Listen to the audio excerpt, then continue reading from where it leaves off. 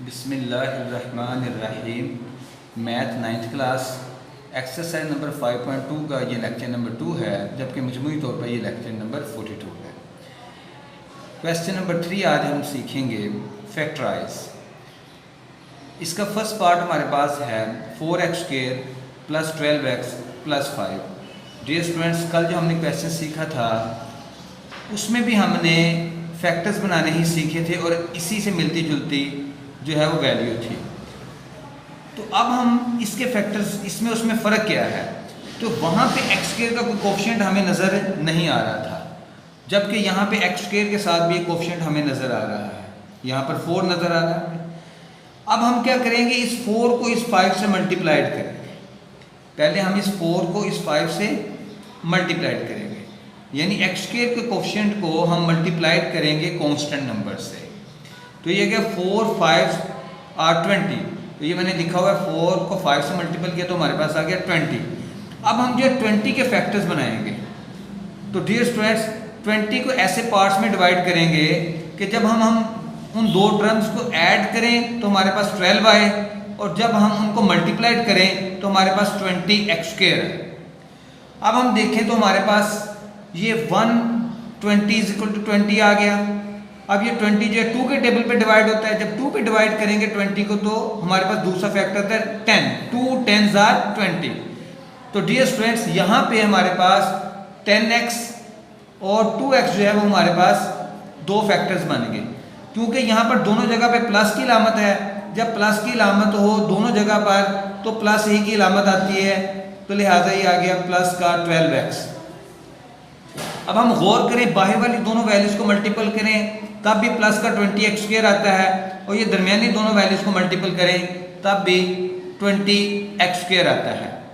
Dear students, अब पहली दो वैल्यूज में से देखें तो 2x कॉमन है। जब हम 2x कॉमन लेंगे तो ब्रैकेट के अंदर हमारे पास वैल्यू आ गई 2x + 5।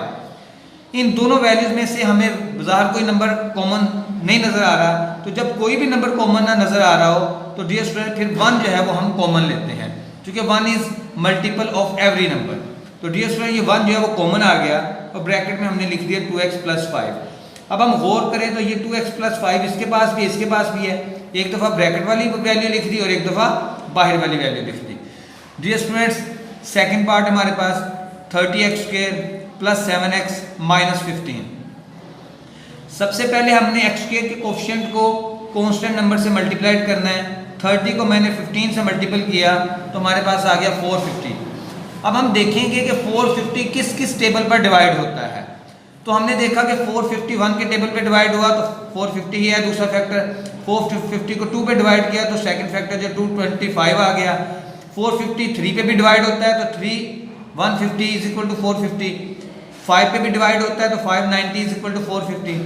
तो 675 = 450। 950 = 450। 1045 = 450। 1530 = 450 और 1825 = 450। यानी 450 जिस जिस टेबल पर डिवाइड होता है उस पर हमने करते जाना है। कैलकुलेटर की मदद से आपने करना है, ये बड़ी आसानी से बन जाता है। परेशान नहीं होना कि ये इतनी ज़्यादा वैल्यूज हम कैसे करेंगे। तो डियर स्टूडेंट्स, जब हमने लास्ट वाली वैल्यू देखा 18 और 25, जब हमने इस पर गौर किया तो इन दोनों को अगर हम सिंप्लीफाई करें तो हमारे पास प्लस का 7x आ सकता है। तो डियर स्टूडेंट्स, जब ये वैल्यू प्लस की हो और ये वाली माइनस की हो तो फिर बड़ी वैल्यू प्लस की होगी और छोटी वैल्यू माइनस की होगी। यानी दो ऐसे फैक्टर बनेंगे जो एक प्लस की टर्म आएगी हमारे पास और एक हमारे पास माइनस की आएगी। डियर स्टूडेंट, जब हमने 25x लिखा और 18x, तो डियर स्टूडेंट 25 हमारे पास प्लस का आएगा, बड़ी वैल्यू के साथ ये वाली लामत लगानी है, और छोटी वैल्यू के साथ माइनस की लामत आ गई।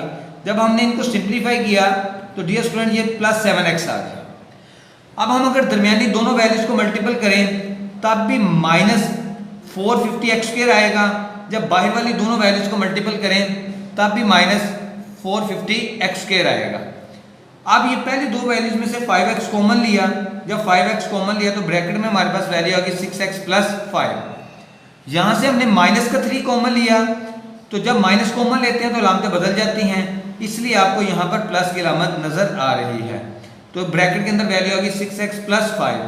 हमेशा ये ब्रैकेट के अंदर सेम वैल्यू आएगी। तो डियर स्टूडेंट, एक दफ़ा आपने ब्रैकेट के अंदर वाली वैल्यू लिख ली और एक दफ़ा आपने जो पहले कॉमन दी थी वो वाली वैल्यूज लिख दी। अब हमारे पास थर्ड पार्ट है 24x² minus 65x plus 21। Dear student, मैंने 24 को 21 से मल्टीपल किया। जब मैंने इन दोनों नंबर्स को मल्टीपल किया तो मेरे पास आ गया 504। अब हमने देखना है कि 504 किस किस टेबल पर डिवाइड होता है। ये 1 पे भी होता है, 2 पे भी होता है, 3 पे, 4 पे, 6 से, 7 पे, 8 पे, 9 पे। तो जब हम इनको इन टेबल पर डिवाइड करते हैं तो हमारे पास जो है ये फैक्टर्स आते हैं।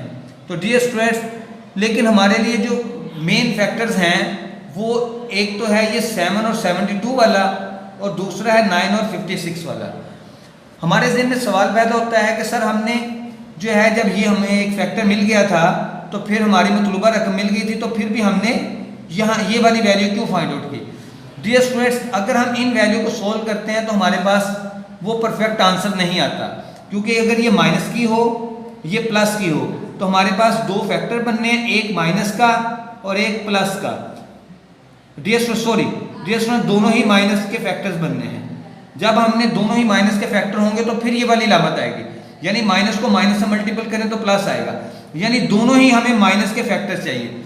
अगर हम 7 और 72 को लेते हैं तो दोनों अगर हम माइनस के करते हैं तो फिर ये 65 हमारे पास नहीं आ सकता, बल्कि ये माइनस 79 आ जाता है। अगर हम एक प्लस और एक माइनस का लें तो हमारे पास 65 आता है, लेकिन हमें दोनों ही माइनस के फैक्टर चाहिए, इसलिए ये जो है वो हमारे पास फैक्टर दुरुस्त नहीं है। अब हम बात करते हैं 9 और 56 की। डियर स्टूडेंट, यहाँ पे हमने माइनस 56x लिया और ये माइनस 9x लिया। अब दोनों के साइन सेम है, हम ऐड करेंगे और वही साइन लगाएंगे। तो डियर स्टूडेंट्स, जब हम इनको ऐड करते हैं तो देखिए हमारे पास वैल्यू 65 भी आ रही है और ये माइनस की का साइन भी आ रहा है। तो डियर स्टूडेंट, अब हमने देखा कि इन दोनों वैल्यूज को अगर हम दरमियानी वैल्यू को ऐड करें तो हमारे पास माइनस का 65x आता है। अगर इन दोनों वैल्यूज को मल्टीपल करें तो ये बाहर वाले की मल्टीप्लिकेशन के इक्वल आती है, यानी माइनस को माइनस से मल्टीपल किया तो प्लस आ गया, 56 को 9 से मल्टीपल किया तो 504 आ गया, x को x से मल्टीपल किया तो x² आ गया। इसी तरह जब हम 21 को 24x² से मल्टीपल करेंगे तो फिर भी 504x² आ जाएगा। यहाँ से हमारे पास 8x कॉमन आया तो ब्रैकेट में वैल्यू आ गई 3x माइनस 7, -3 कॉमन लिया तो ब्रैकेट में हमारे पास आ गया 3x माइनस 7। एक दफ़ा हमने ब्रैकेट के अंदर वाली वैल्यू लिखनी है, हमेशा ये सेम होगी, और दूसरी दफ़ा ये बाहर जो कॉमन वैल्यूज पहले ली थी वो आ जाएगा। यूँ हमारे पास फैक्टर्स बन गए 8x minus 3 and 3x minus 7। अब हमारे पास पार्ट नंबर 4 है 5x² minus 16x minus 21। Dear students, हम पहले सबसे इस 5 को इस 21 से मल्टीपल करेंगे। जब हम 5 को 21 से मल्टीपल करेंगे तो हमारे पास आ जाएगा 105। अब वैसे तो ये यही फैक्टर्स बनने हैं, लेकिन फिर भी हम उसी प्रोसेस को फॉलो कर रहे हैं जिससे हमने आपको प्रीवियस क्वेश्चन सिखाए हैं। तो 105 जो है वो 1 पे डिवाइड होता है, 3 पे होता है और 5 पर होता है। डियर स्टूडेंट्स, अब हम गौर करें, जब हम 5 और 21 को मल्टीपल करते हैं तो ये 105 आता है, और जब हम इनको जो है सिंप्लीफाई करते हैं तो हमारे पास जो है 16x आता है। ये माइनस है और ये भी माइनस है। जब दोनों माइनस की हों तो एक माइनस का फैक्टर होगा और दूसरा प्लस का फैक्टर होगा, क्योंकि इन दोनों को मल्टीपल करने से ये वाली लामत आनी चाहिए। जब हम माइनस को प्लस से मल्टीपल करेंगे तो ये वाली लामत आ रही है, और यहाँ पे बड़ी वैल्यू जो माइनस की होगी ये चूंकि माइनस का है और छोटी वैल्यू प्लस की होगी। डियर स्टूडेंट्स, अब हमने 21 के साथ माइनस लगाया, 20 माइनस 21x आ गया और प्लस 5x आ गया। जब हमने इनको ऐड किया तो माइनस का ये 16x आ गया। अगर अलामतें मुख्तलिफ हों तो बड़ी वैल्यू में से छोटी को माइनस करते हैं और बड़ी रकम का साइन लगाते हैं, जबकि ये x वैसे ही आ जाएगा। यूँ माइनस 16x आ गया हमारे पास। तो डियर स्टूडेंट्स, अब हम गौर करें, बाहर वाली दोनों वैल्यूज को मल्टीपल करें तब भी माइनस का 105x² आता है, दरमियानी दोनों वैल्यूज को मल्टीपल करें तब भी माइनस का 105x² आता है। पहली दो वैल्यू में से x कॉमन आ गया तो ये आ गया 5x माइनस 21, दूसरी दो वैल्यू में से कोई कॉमन नंबर नहीं आ रहा, तो आपको पहले ही बताया जब कोई कॉमन नंबर नजर ना आए तो फिर हम 1 कॉमन ले लेते हैं। तो 1 और ब्रैकेट में हमने लिख दिया 5x माइनस 21। तो एक दफ़ा आपने ये ब्रैकेट के अंदर वाली वैल्यू लिख दी और एक दफ़ा जो x और +1 को लिख दिया। यूँ हमारे पास फैक्टर्स बन गए 5x minus 21 and x plus 1। अब डियर स्टूडेंट्स हमारे पास पार्ट नंबर 5 है 4x square minus 17xy plus 4y square. हम इस 4 को इस 4 से मल्टीपल करेंगे तो ये आ गया 16। तो डियर स्टूडेंट्स अब हमने देखा कि 16 के फैक्टर्स क्या हमें चाहिए। 1 को 16 से मल्टीपल करें तो 16 आता है। क्योंकि यहाँ पे हमें 17 माइनस का चाहिए, ये माइनस की वैल्यू और ये प्लस की। तो डियर स्टूडेंट जब यहाँ पे प्लस की है तो ये दोनों, यहाँ पे माइनस है तो ये दोनों ही माइनस की लामतें होंगी, क्योंकि माइनस को माइनस से मल्टीपल करें तो प्लस आता है। इन दोनों को मल्टीपल करने से ये वाली लामत आनी चाहिए।